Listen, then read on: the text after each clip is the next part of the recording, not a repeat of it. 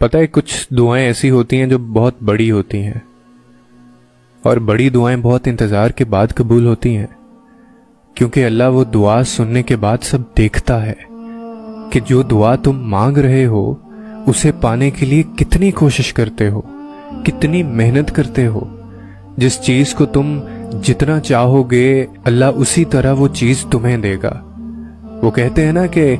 اگر کسی چیز کو تم دل سے چاہو تو پوری کائنات اسے آپ سے ملوانے میں لگ جاتی ہے۔ اگر تم کوئی چیز پانا چاہتے ہو، اس کے لیے تم تہجد میں دعائیں مانگ رہے ہو، تسبیح کر رہے ہو، انتظار کرنا پڑ رہا ہے، مگر پھر بھی صبر کر رہے ہو،